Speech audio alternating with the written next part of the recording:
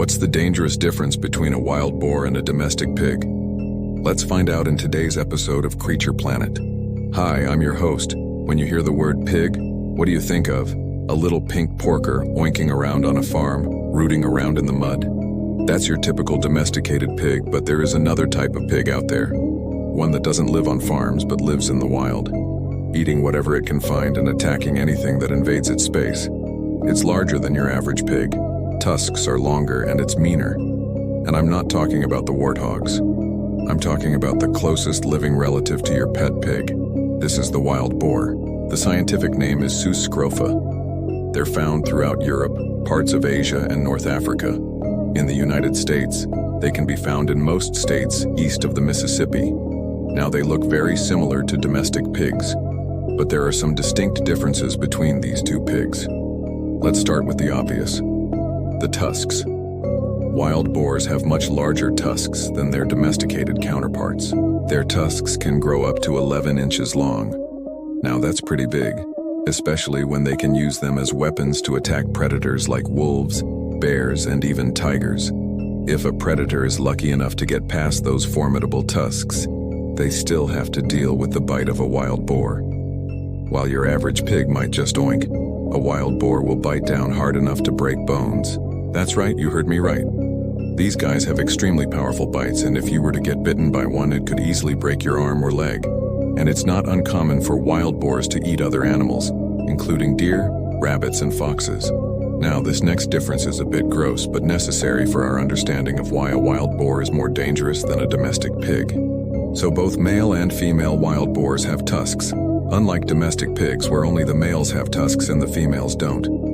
But it's not only the tusks that make wild boars more dangerous. Boars are stockier, built with longer legs. They're also larger than domestic pigs. On average, boars weigh between 200 and 600 pounds, while domestic pigs usually top out at around 200 pounds.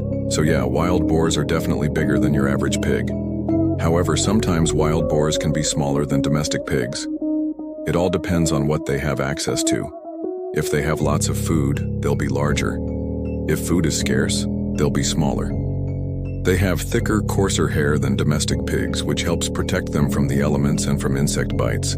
Their fur can range in color from black to brown to gray to white. And some boars even have a mix of all four colors. The most common color, though, is a grayish-brown. In addition to being larger and having larger teeth and stronger bites, wild boars are also more aggressive than domestic pigs.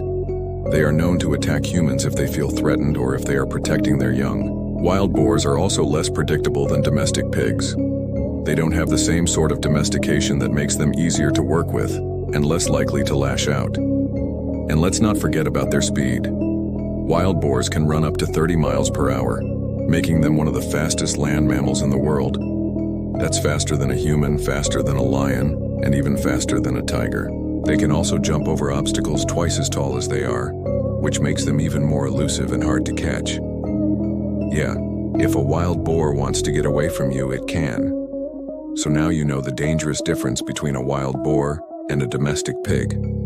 The wild boar is definitely the more dangerous of the two. But what about when we pit them against each other? Who would win in a fight? Well, it depends. If it's a young small boar against a large adult pig, then the adult pig would definitely win. However, if it's a large adult boar against a small domestic pig, then the boar would win. The thing to remember is that boars are naturally more aggressive than pigs, so they would not hesitate to attack and kill another pig if they felt threatened. Plus, their tusks and their bite force are just too much for a domestic pig to handle. Even if the domestic pig had tusks, which they usually don't, the boar would still win. Its tusks are just too long and too sharp. But what if we pit a wild boar against an animal it's more evenly matched with? How would it fare against a wolf? Wolves are known to prey on wild boars, but it's not easy. A single wolf won't take on a full-grown boar, but a pack of wolves might try.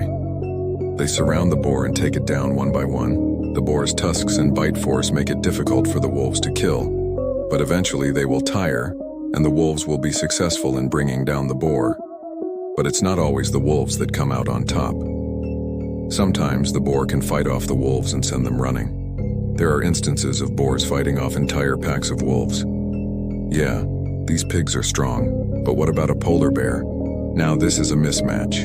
Polar bears are apex predators and they're not afraid to take on large prey.